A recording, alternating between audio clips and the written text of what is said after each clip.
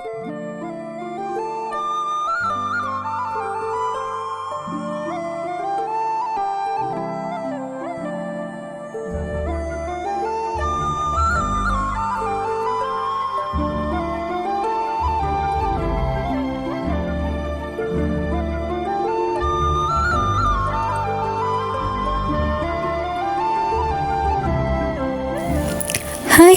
welcome back to my YouTube channel.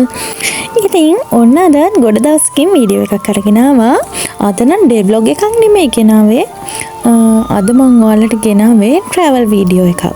ඉතින් ඔයාලා දන්නවද අපි මේ කොහෙද යන්නේ කියලා? thumbnail එකකින් නම් ඔයාලා දකින්න ඇති. අපි යන්නේ මේ ලංකාවේ තියෙන සුන්දර පාරාදීසය කළුපහන හරහා ඔහියට යන යකාගේ පඩිපෙළ. ඉතින් එන්නකෝ අපිත් එක්ක ගිහිල්ලා බලමු අපි කොහොමද මේ ගමන ගියේ කියලා.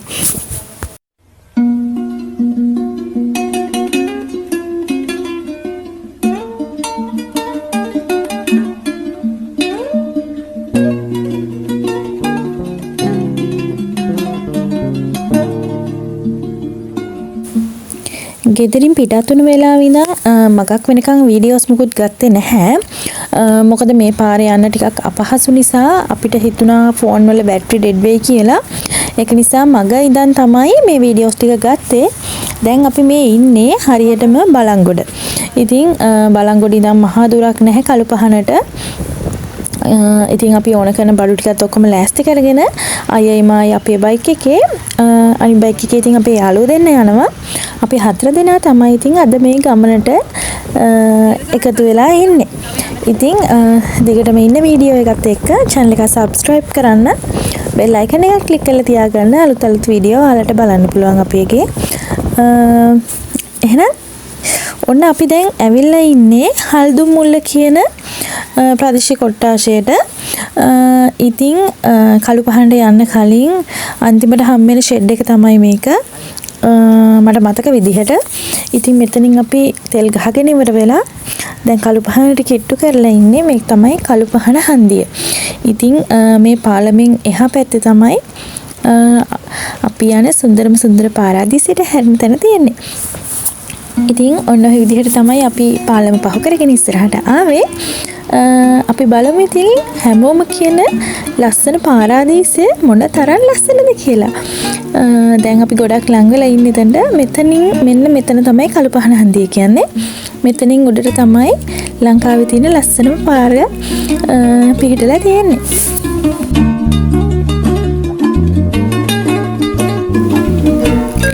ඉතින් අපි ඔන්න ඒ පාරාදීසයට යන පාරට ඇතුල් වුණා. මේ හරියට කියන්නේ මට මතක විදිහට වීරකෝන් ගම්මානය. ඉතින් මේ වීරකෝන් ගම්මානය හරහා තමයි ඔහියට යන පාර තියෙන්නේ. ඒ කියන්නේ ඉතින් යකාගේ පඩිපෙළ. ලංකාවේ තියෙන ඇඩ්වෙන්චර් රෝඩ් වලින් මං හිතන විදිහට අංක 1ටම තියෙන්නේ මේ පාර තමයි. ඉතින් ඒ වගේ ත්‍රාසජනක අත්දැකීමක් ගන්න කැමති හින්දා මට හිතුණා මේ ගමන යන්න ඕනි කියලා. අයියනම් පොඩ්ඩක්වත් කැමති වුණේ නැහැ බයික් එකේ මේ පාරේ යන්න. මොකද ගොඩක් අය කියනවා අමාරුයි යන්න කියලා. ඉතින් ඒ වුණාට අමාරු දේවලුත් අපි කරලා බලන්න ඕනනේ. ඉතින් මගේ පෙරැත්ත කිරීමට තමයි මේ ගමන යන්න ලෑස්ති වුණේ. දැනට නම් මුකුත් පාරේ ප්‍රශ්නයක් නැහැ. මේ හරිය හොඳට තියෙනවා කාපට් කරලා. අපි එකපාරකුත් වැලිවංගුවට ඇවිත් තියෙනවා. එතනට වෙනකන් නම් පාර හොඳට හදලා තියෙනවා. එතනින් එහාට ඉතින් ගිහිල්ලා නැහනේ. අද ගිහිල්ලා බලමු කොහොමද කියලා.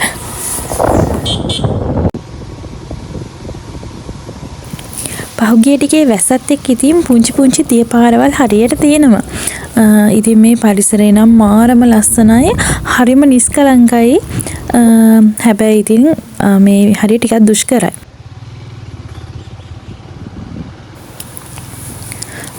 ඔන්න ඉතින් දැන් අපි ඇවිල්ලා තින්නේ ලංකාවේ තියෙන උස්සම දිය ඇල්ල.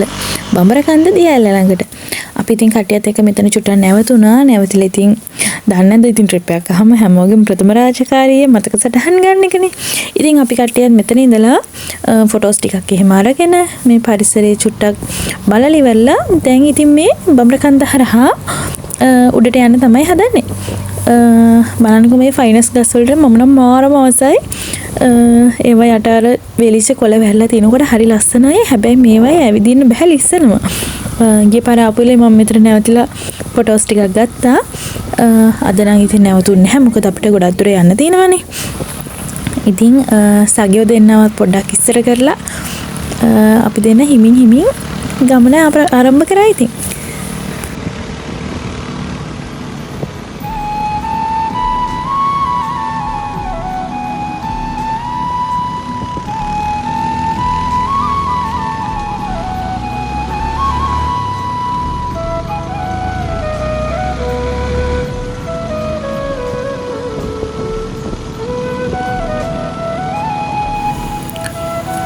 මේ හරියනම් ඉතින් පාර ටිකක් හොඳට තියෙනවා.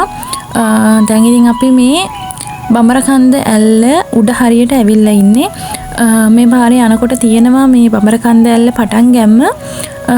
ඒ වගේ බඹරකන්ද ඇල්ල විතරක් නෙමෙයි තව ලංකා ඇල්ල කියන ඇල්ලක් තියෙන්නේ මේ හරිය තමයි. එතනට ඉතින් මේ කන්දෙන් පල්ලෙහාට යන්න ඕනි. ඒ කියන්නේ අර වැලිවංගොලන්ගෙන් පහළට යන්න ඕනි.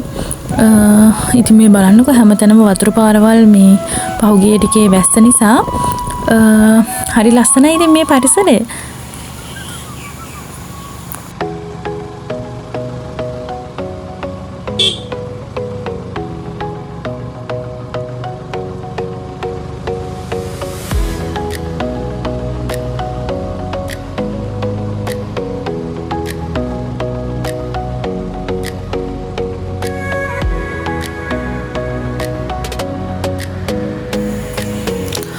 මට ඉතින් බයිසිකලේ නැගලා කොහේ හරි ඇවිදින්න තියෙනවා නම් ඊට වැඩිය දෙයක් නැහැ.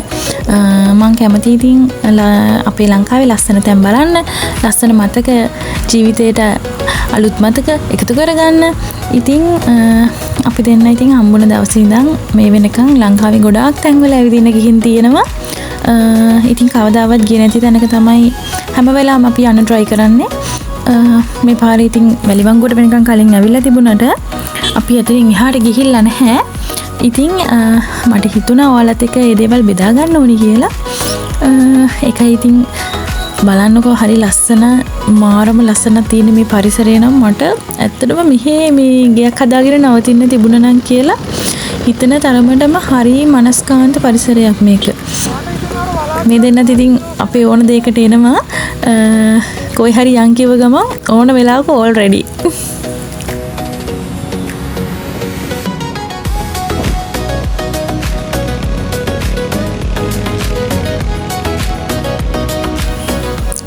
ඇත්තටම ඉතින් මේ වගේ නිදහස් තැනක ජීවත් වෙනවා කියන එක හිතට මාරම සතුටක්.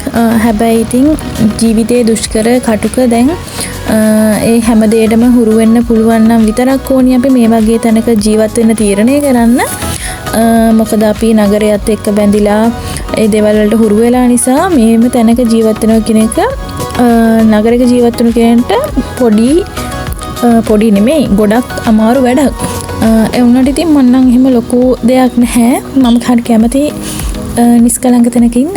ඉතින් මෙහෙම ඉස්සරහට යනකොට මෙතන අපිට ඉස්සරහෙන් හම්බෙනවා කන්දක් කපලා පාර හදපු තැන. ඉතින් එතන තමයි මම මේ හරියේ තියෙන ආසම තැන. ඒතර මාරම ලස්සනයි. ගිය පාර අප්පෙලේ නම් මම එතන ෆොටෝස් දෙක තුනක් ගත්තා. අද අපි මෙතන මේ නවතින්න හිතුවේ නැහැ. මොකද අපිට ගොඩක් දුර යන්න තියෙනවා. ඉතින් මේ ගමනේ චූටි සැඟවිච්ච පොඩි සීක්‍රට් එකක් තියෙනවා. මේ ඒක ඔයාලට මම මේ වීඩියෝ එකේදී කියන්නේ නැහැ. ඉස්සරහට ඒක ගැන මම මොකද්ද කියලා කියන්න. කිව්වට පස්සේ දැම්ම කිව්වා මේක අගයක් නැහැනේ. ඒ හින්දා දැම්ම ඒ ගැන කියන්නේ නැහැ. බලාගෙන ඉන්නකෝ. ඒ ගැන ඉස්සරහට කියන්න. තව චුට්ටක් ඉස්සරහට යනකොට තමයි මම කිව්ව තැන හම්බෙන්නේ. ඔන්න ආවා අපි එතනට බලන්නකෝ. මෙතන තමයි බඹරකන්දට ආවම හරි ෆේමස් තැනක් මේක. මෙතන තමයි ගොඩක් අය ලස්සන ෆොටෝස් අරගෙන දාලා තියෙන්නේ. ඇත්තටම ඉතින් මේ වගේ තැන් හරි භයානකයි. මොකද මේ කන්දේ තැනින් තැන නායක් ගිහින් තියෙනවා. ඒ නිසා මේ චුට්ටක් ඉතින් මේ වගේ පාරවල් වල යනකොට හරි පරිස්සමින් යන්න ඕනේ. හැමෝම දන්න තැන ඉතින් ඔන්න අපි එතනට ආවා. ගිය පාර අපි මෙතනට එනකොට නිල් පාටයි වතුර අද ටිකක් බොර පාටයි මේ තමයි බඹරකන්ද දිය ඇල්ලේ උඩ කොටස. ඉතින් මෙතන මේ ගැඹුර නැහැ නාන්න පුළුවන් බහැලා. හැබැයි වතුර හරිම සීතලයි. ඉතින් ඔතන තමයි මේ පාරේ තියෙන මතක සටහන් ගොඩාක් අය ළඟ තියාගන්න තැන.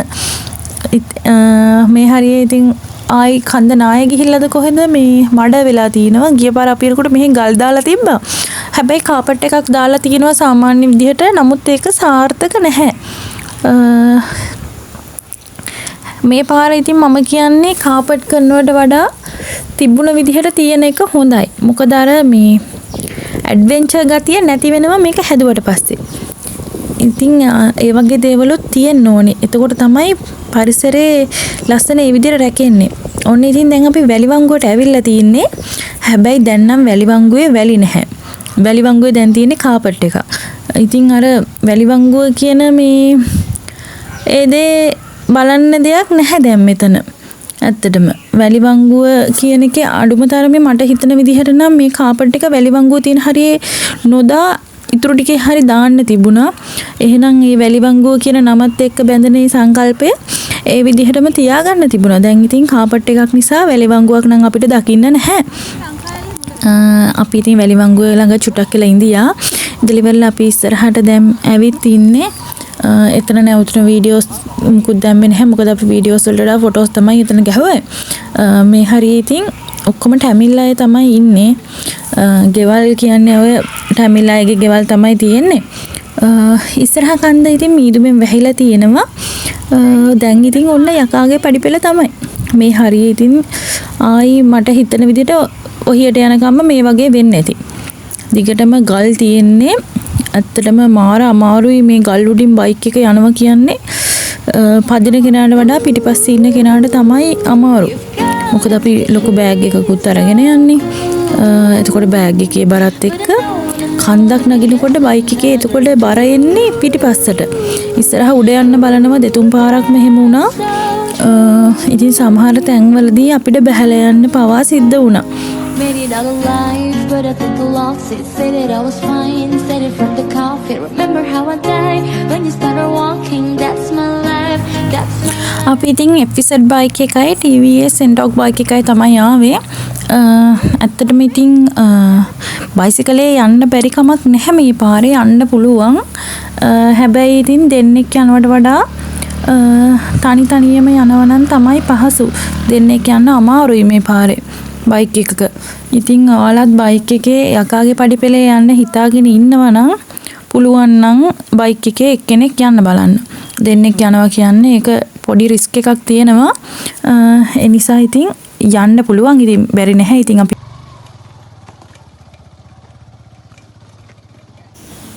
දැක්ක නේද මේ හරි අමාරුයි මේ ලිස්සනවා මෙතන මේ හරිය නම් හොඳටම අමාරුයි යන්න බයික් එක මේ හරියට ලිස්සනවා මේ ගල්. ඉතින් අපිට ආපහු හැරෙන්න බෑ. මේ හින්දා ඉතින් අපි දිගටම යනවා. ඉතින් යන අතරමඟ පාරේ මේ පහුගිය දවස් ටිකේ වැස්සට කන්ද පොඩ්ඩක් නාය ගිහිල්ලා මේ ඔක්කොම පාර වැහිලා අපිට ඇත්තට මෙතන ආවට පස්සේ මේ පාරට ආවේ මෝඩකමක් කියලා හිතන වෙලාවල තිබුණා. ඒ තරමට මාර අවදානමක තමයි අපි ගියේ. මෙතනින් 1 දශමයක් එහා මෙහා වුණා නම් කෙලින්ම එහෙන ප්‍රපාතයක් තියෙන්නේ. එතනින් පල්ලෙහාට වැටෙන එක වැටෙනවා.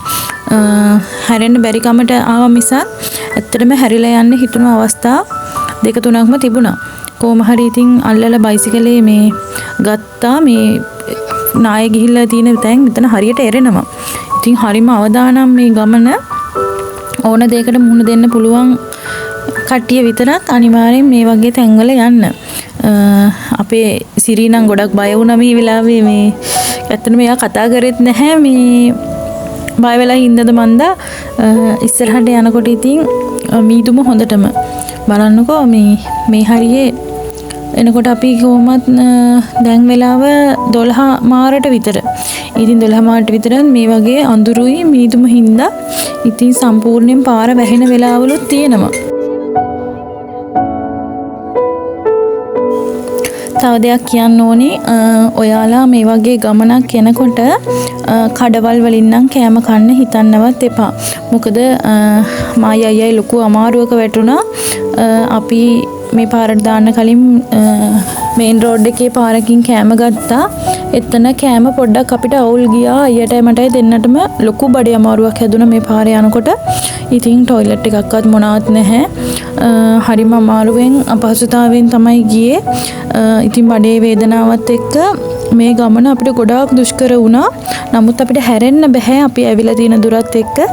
ඒ නිසා ඉතින් ඉවසගෙන ඉස්සරහට ගියා.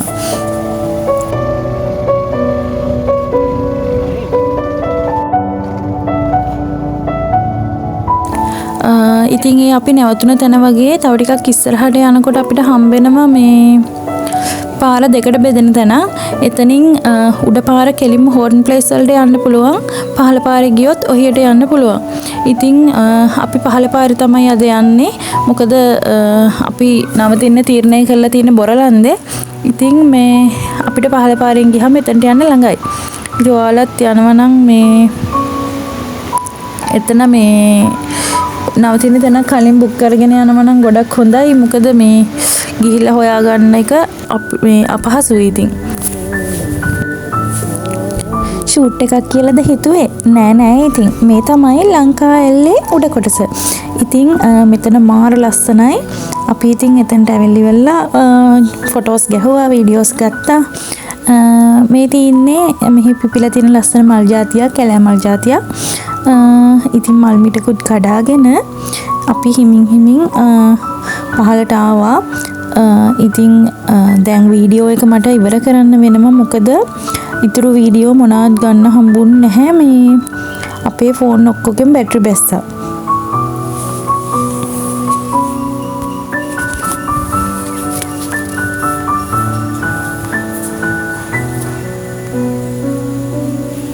ඔයාලත් ඉතින් යකාගේ පඩිපෙළේ යන්න මේ වගේ සුන්දර මතකේ එකතු කරගන්න ජීවිතේට. ඉතින් අපි බොරලන්දට ආවා. ඇවිල්ලා ඉවරලා නැවතුණු තැන තමයි මේ තියෙන්නේ. මෙතන මේ ලස්සන ප්ලම්ස් జాතියක් තියෙනවා. හරි ලස්සනයි ගෙඩිය. හැබැයි ඇඹුලයි. පළතුරු జాතියක් මේ තියෙන. රසයි. ඉතින් කන්න පුළුවන්. ඉතින් මේ තියෙන අපි නැවතුණු තැන ටී ස්ප්‍රින් විලා බොරලන්ද.